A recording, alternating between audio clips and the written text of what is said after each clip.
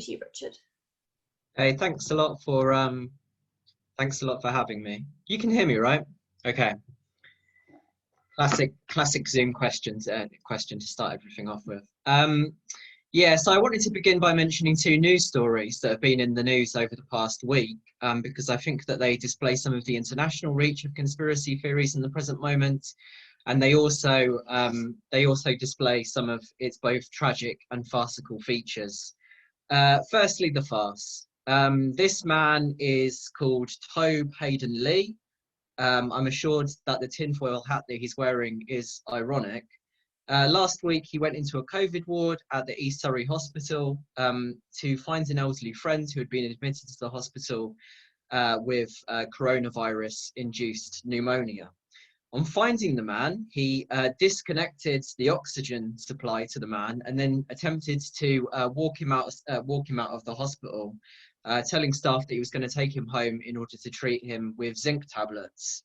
And this was only stopped when a doctor intervened, warning that the older man would die within half an hour if he wasn't put back on oxygen.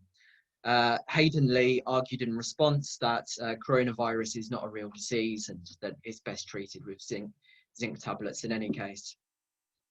On to the tragedy. For the past 4 nights in the Netherlands, there have been riots against the imposition of a new curfew, which bans people from leaving their homes after 9 o'clock at night or before 4 o'clock in the morning. And initially, these riots were led by the far right, who have rioted in 10 cities across the country, burned down a coronavirus testing centre, and attacked 2 hospitals, including the maternity ward at one hospital. However, the rioting brought out some Black and Arab young people in cities like Amsterdam over the past few nights against the curfew.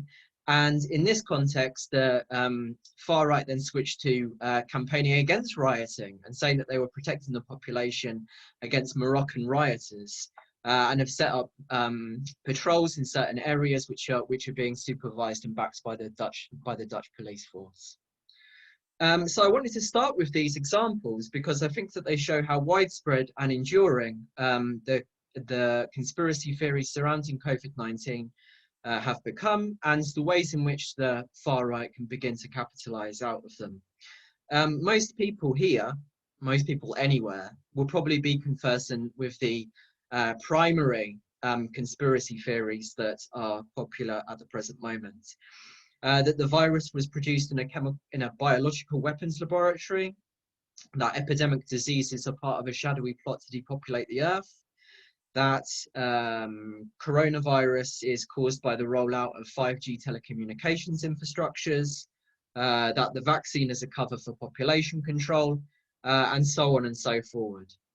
Now, I want to start by saying that I think that it's easy to overestimate the prevalence of conspiracy theories, especially because many of those who spread them are hyperactive users of social media who engage in a particularly nihilistic form of what I would refer to as shitposting. Essentially finding any article on the internet about coronavirus and then posting thousands and thousands of low quality, low effort, nonsensical comments underneath in order to try to disrupt conversations about the epidemic. Nevertheless, these theories are enjoying a level of popularity which I think is unprecedented in recent years in terms of conspiracy theories. Surveys in the UK during the pandemic show that 10 to 15% of British people believe in some conspiracy theories about the pandemic.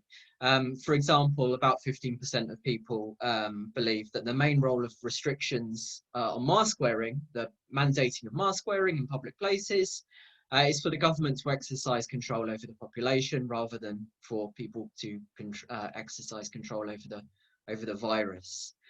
And these ideas have been actively and deliberately promoted by the far right and by right-wing political leaders.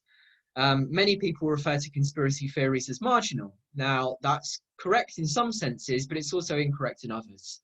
If you look at the people who have been promoting conspiracy theories above all else, then you have to look to the previous occupants of the White House, actually, and the Pentagon. people like Donald Trump and Mike Pompeo, who had absolutely enormous, far from marginal platforms to promote conspiracy theories, for example, that the Chinese government deliberately allowed the virus to escape in order to damage Western civilization. And the far right has built on these conspiracy theories, involving itself in demonstrations against public health measures in Europe, in North America, in many other parts of the world, particularly the most economically developed parts of the world. So in this meeting, what I want to do is talk a little bit about the relationship between conspiracy theories and the far right.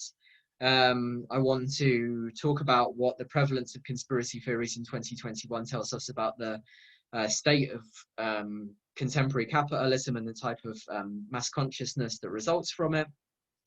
And, you know, there'll be a lot of space for us to have a discussion about how socialists should react to all of this. However, before I jump into all of that, I want to start with a question, and that is the question of what a conspiracy theory actually is. And I think that this is a very important question, actually, because liberal commentators will often categorize any structural analysis of social power relations as a conspiracy theory. This is a particularly strong example of this, I think. In 2018, The Guardian published a study into the prevalence of conspiracy theories in Britain.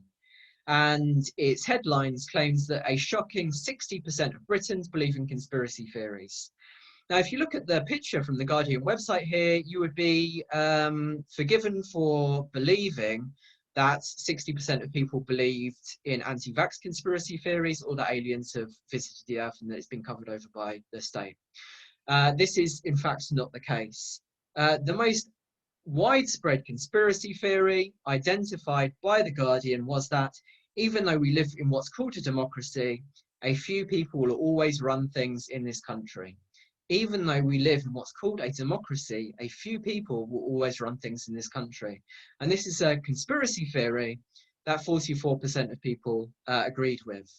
The problem is, of course, that this is not a conspiracy theory. This is actually the truth, because we live in a capitalist society, and therefore there are strict limitations on the exercise of democracy in our society. Limitations which are put in place by the mere existence of extraordinarily powerful people who are not elected. People like billionaire newspaper barons, people like senior civil servants, people like billionaire businessmen who dominate our working lives, and so on and so forth. So you can see here that the conflation of the lack of a recognition of the lack of democracy in our society with conspiracy theories plays a certain role in liberal ideology and in what the Guardian is trying to put forward here. There's a suggestion here that the far right and the socialist left somehow have a shared understanding of the world, and that's a conspiratorial understanding.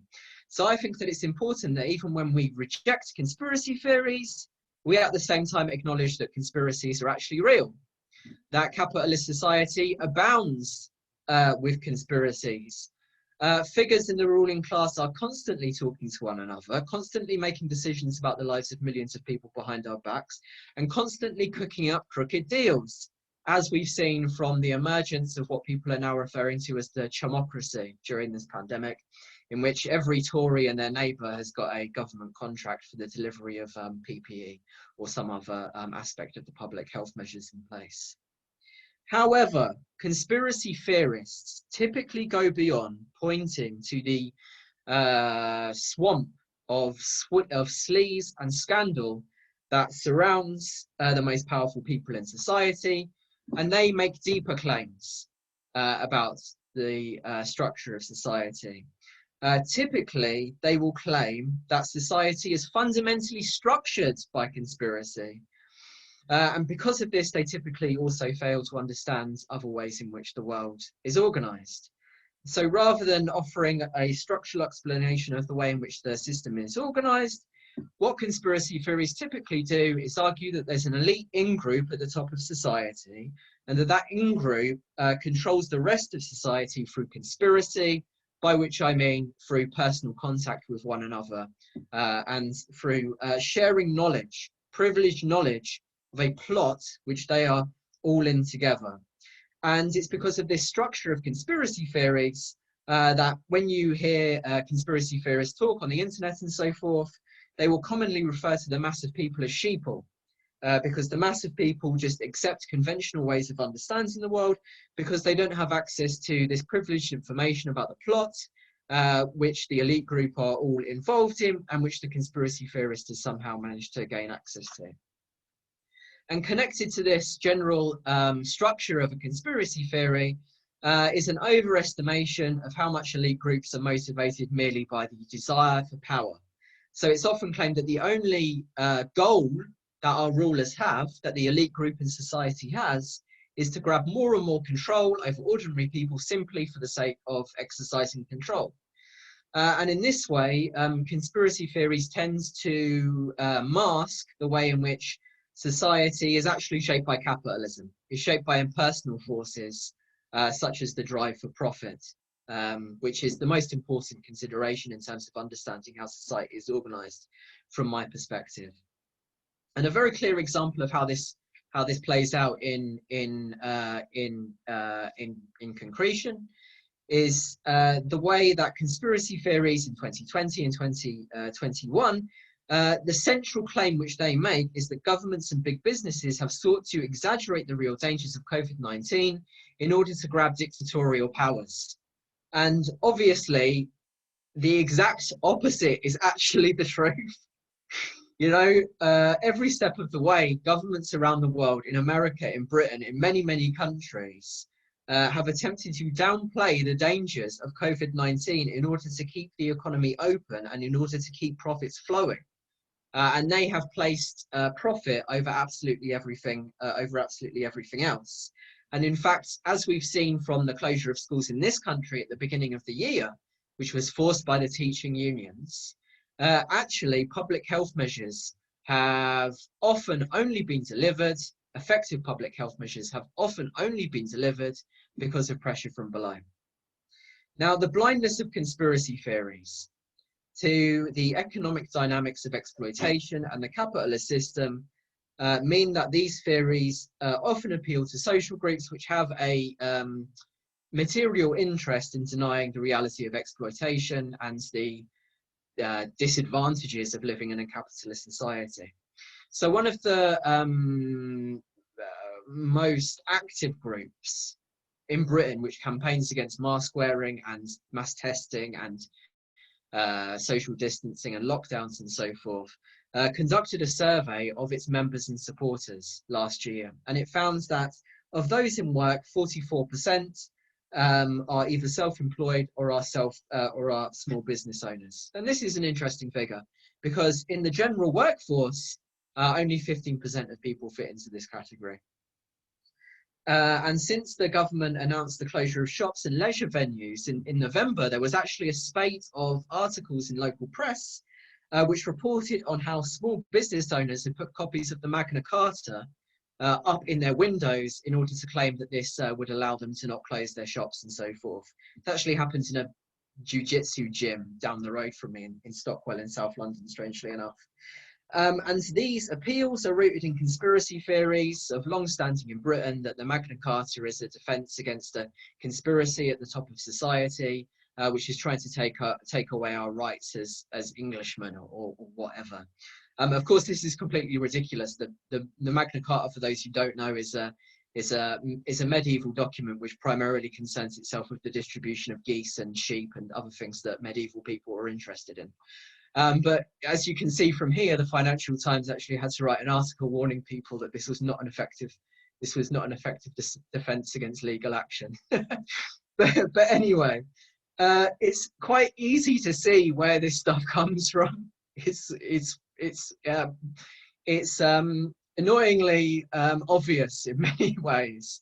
It's easy to see why business owners, both large and small-time capitalists, would want to minimize the threats posed by COVID-19 and to claim that somehow it's a hoax concocted by the government and the media and so on. However, I do have to say that there's also a danger that these settlements can percolate into the working class, particularly because of the way in which the government is forcing people constantly to choose between health and wealth. between demanding the capacity to go to work and demanding the capacity to be safe during this pandemic. I think that's an incredibly important point, and it means that on the left we have to be cognizant constantly that we argue both for effective public health measures and for economic support for ordinary people at the same time. However, I do not just think that the prevalence and the consistency with which conspiracy theories are being taken up in the present moment is just down to the material interest of certain segments of society. I think that it goes much, much deeper than this, and that actually the present flourishing of conspiracy theories has been prepared for a long time by a deep crisis of legitimacy for the central institutions in capitalist society.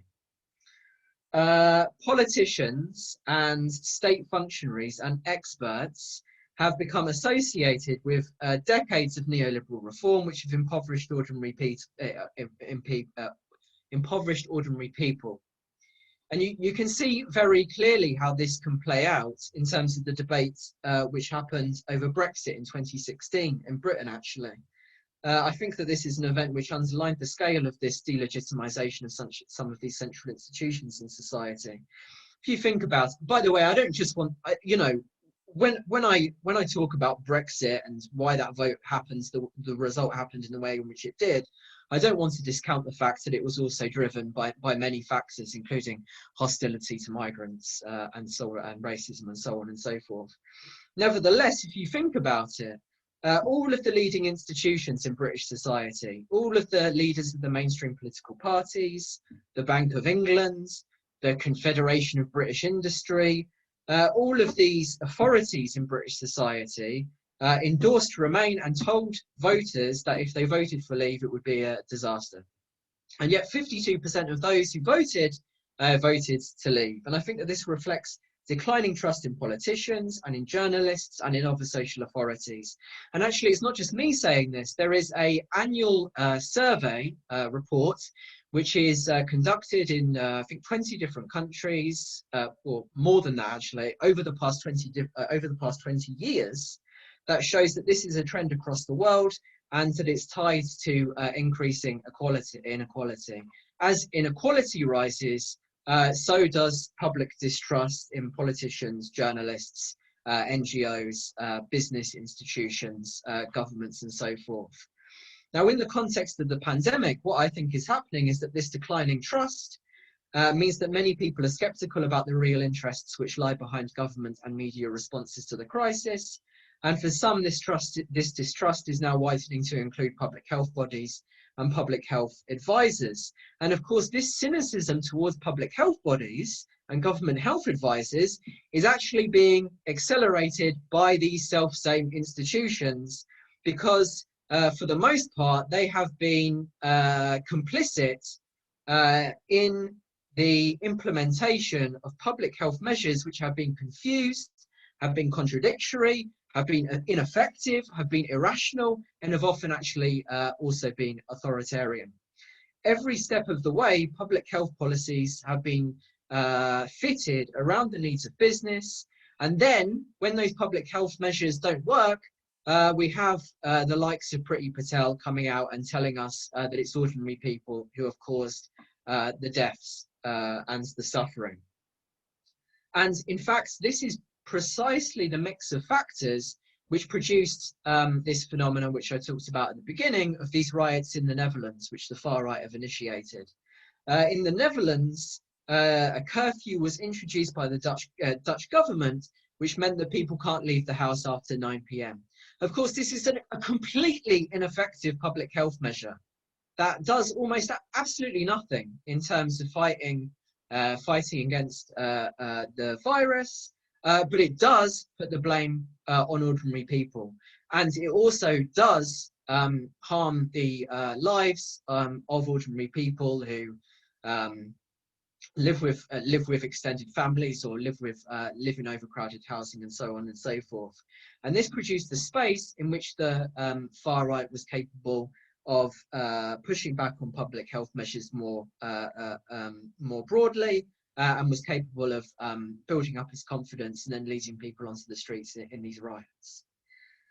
And it's not only in the Netherlands that conspiracy theories have been shaped into a powerful weapon by the far right. The US is probably the paragon case of this stuff today. And the US also is an example of the way in which these COVID-19 conspiracies can grow over into broader forms of far-right conspiracism, I think. I'm not going to go through the whole QAnon phenomena because people will probably know quite a bit about it by now. Thank you, Molly. People will probably know quite a bit about it now. But this is basically a conspiracy theory which is a rehashing of Nazi conspiracy theories about a cabal led by Jewish figures like the Rothschilds family that secretly runs society and is drinking the blood of children, and also promotes acceptance of LGBT plus people through Hollywood and advertising and so on in order to normalize pedophilia in American society. And this really became a sort of mass phenomena in US society, particularly during the 2020 presidential election. And in fact, many of those people who earlier this month stormed the Capitol building in Washington, DC, were QAnon diehards. Including this now extremely famous man, who inside of the movement is known as the Q shaman and has become the poster boy of the riots which occurred in the Senate. And this movement has actually become so widespread that it actually has representation in the US Senate now, actually, in the US Congress now. Marjorie Taylor Greene, this woman won a seat in the House of Representatives for Georgia, and her election broadcasts involve her issuing threats to Black Lives Matter demonstrators while waving an automatic weapon. And she also promotes QAnon conspiracy theories. And this reflects a worrying phenomenon in the United States, which is the drawing together of these QAnon conspiracists with more organized parts of the US far right, and particularly with the heavily armed militia movement in the United States. And it now seems very likely that these forces are going to survive the fall of Trump. In fact, a key conspiracy theory which is emerging out of all of this is, of course, the idea that the US presidential election in 2020 was rigged. And this is not a marginal conspiracy theory either. Surveys show that 65% of those who voted for Trump in November 2020 now believe that the election was in fact rigged and that Donald Trump actually won that election. That's the equivalent of 48 million people in the United States who no longer believe that they no longer live in a parliamentary democracy. So I'll end here so that we can have a discussion and people can come in with their own thoughts and their own experiences about engaging with people who have argued conspiratorial ideas through this crisis and so on. But I think that the example of America is pretty stark at the moment. You see that there's this enormous radicalization of this process of delegitimization of these central institutions of capitalist society there. We're talking about the secret ballot, one of the basic institutions of capitalist democracy in the US, now being held in distrust by tens of millions of Americans. This is quite a serious phenomenon, and I think it's something that we have to discuss and get our heads around.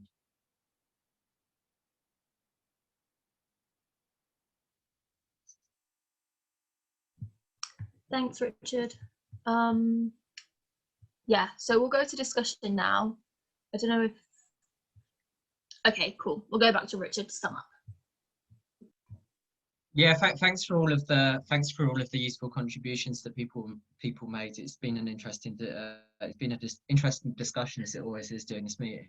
I think that what Jean, I think, I'm not sure if I'm saying her name properly, but Jean talked about is very important, that actually conspiracy theories are quite widespread, particularly in a period of crisis where suddenly big political decisions intrude into people's ordinary lives for the first time, and they reach for the first explanations of what's going on. And of course, we live in a period as well in which the left has suffered a defeat and is smaller in terms of its social presence than it was even a few years ago.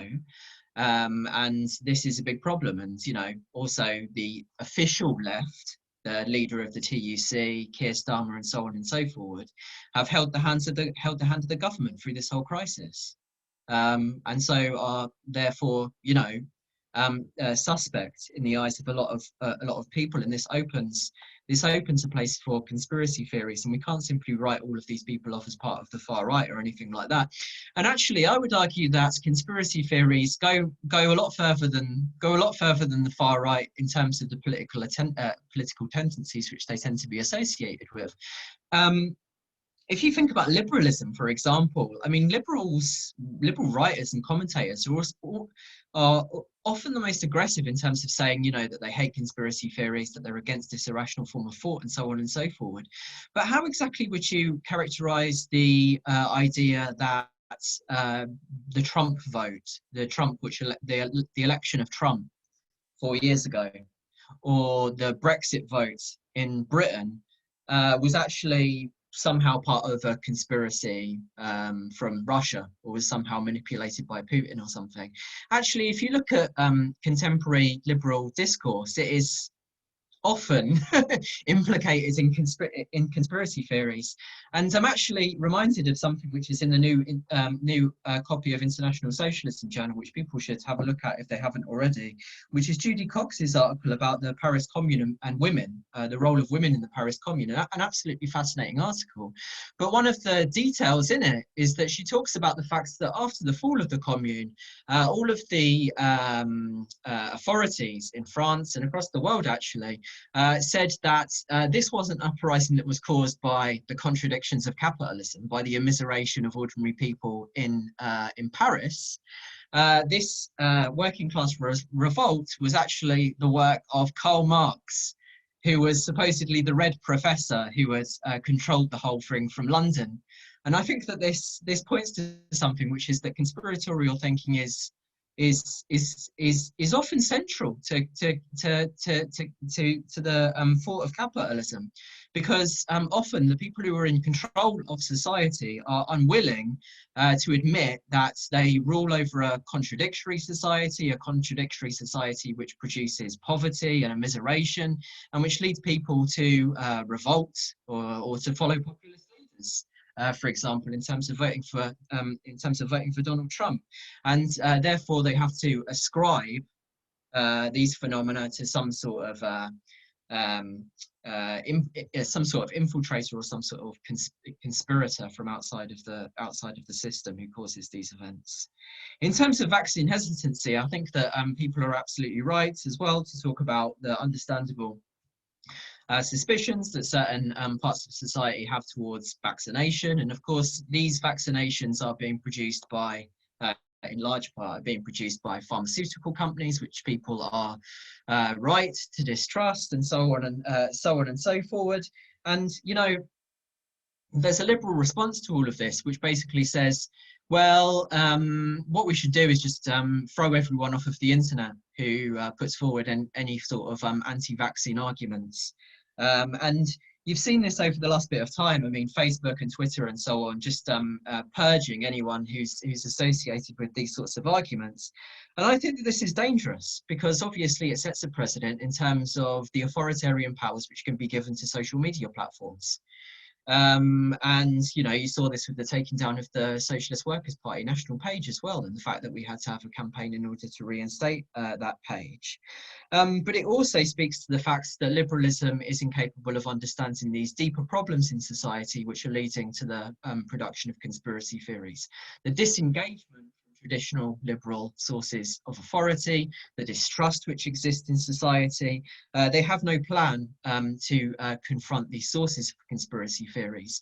Instead, they resort simply to authoritarian measures.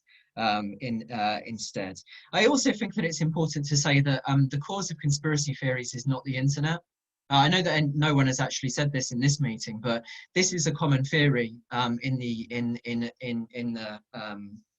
media at the moment. Netflix has a documentary called the Social Dilemma, which is about the idea that conspiracy theories and political polarization are caused by by social media. And I think that this is I mean, it's silly in a way, because conspiracy theories have such a long lineage. You only have to think to the 1920s and 1930s. The mass phenomena of anti-Semitic conspiracy theories taking hold in Europe, to see that this isn't a product of the internet. But I think that these arguments are being put forward because they legitimize this authoritarian and technocratic response by the establishment, which simply says, well, we just have to throw these people off to the internet and forget about it. I also want to say that people are right to say that distrust is rational in this situation. The government have continually distorted the scientific evidence. If you think about the way in which they said that scientific reports say that children don't spread the virus, they don't spread it as much. Of course, there was scientific reports that said this, but there was also scientific reports that said that this wasn't true. And they distorted it by simply front-loading those reports which said that children don't spread the virus as much as adults. Now, of course, the statistics seem to show that one of the primary causes, if not the primary causes, of the current extremely high death rates is the fact that primary schools in particular, and the school system in general, the education system in general, was allowed to be opened over the past 3 months before they were closed in January. This was the main site of spread in the whole of society. And actually, it's quite interesting. The majority of people who expressed an opinion about whether children spread the disease more or less than adults said that they didn't spread them less than adults, because, you know, people have common sense and they understand that children in primary schools run around licking things and touching each other, and this is, you know, this is going to be a key site of community transmission. So actually, this is an example in which distrust was absolutely rational and absolutely correct. And you see the government continually distorting the science in this way, not by telling lies about the science, but by selecting evidence selectively, in the way in which they say absolutely nothing about airborne transmission in their press conferences, but they continually tell people to wash their hands and so on and so forth. This is small ways in which the science is distorted by the government and undermines public trust in public health experts and in public bodies and so on and so forth. Lastly, I want to finish on the question of whether all of this matters. Now, I think that it does matter. I think that conspiracy theories are much more prevalent in this moment than I remember them ever being in my life. And there's certain people here who will look at me and be like, well, you haven't lived a very long life. But I do think that they're probably more prevalent than most people in this room can remember at any point in the past. But I also want to draw a theoretical, not a theoretical, a taxonomical distinction, I think, which is absent from the debate a lot of the time, between conspiracy theories and conspiracy ideology, or conspiracism. I've referred to it as conspiracism in this talk, because the truth is that I'm not particularly worried about people believing that JFK was killed by the mafia, or that you know, that Americans never actually made it to the moon. My mum thinks that the Queen killed Princess Diana, and I don't really give a shit, to be honest, because, you know, I don't think that she's going to become a member of the National Front on the basis of those views. Nevertheless, the far right has actually built, over the past decade, a system of conspiracy theories which it uses as an ideology in order to recruit to its ranks. You have only to think about Alex Jones, for example, and what he does in America in terms of preparing the ground for the explosion of conspiracy theories that has taken place there. How do we fight back against these things? I would say two things in conclusion. The first is that whoever said that we have to drive in the wedge is absolutely correct. I'm willing to debate with conspiracy theorists, although to be honest, I don't think it's very productive most of the time. But I'm willing to debate with them. But as soon as someone says that they've attended a demonstration with David Icke on the platform or share something from David Icke's pages, I say that is a red line. This man is a Holocaust denier. This man is an anti-Semite. We cannot have a discussion about this. This is absolutely a red line. This is a way in which we drive a wedge through. The last thing that I would say is this, in terms of how do we fight back against this stuff. I think that the main way that we fight back is struggle. Now, I've done a lot of meetings about this now, and not always in spaces where the majority of people are Marxists, right? In like anti-racist meetings, all sorts of places. And I always say working class struggle is the key. And I always think like people would be looking at me and being like, well, Richard's a Marxist, and he always says that working class struggle is the key. If he said we don't have any butter in the house, Richard would say working class struggle is the key, comrade. But I do actually think that it is the case in this situation, right?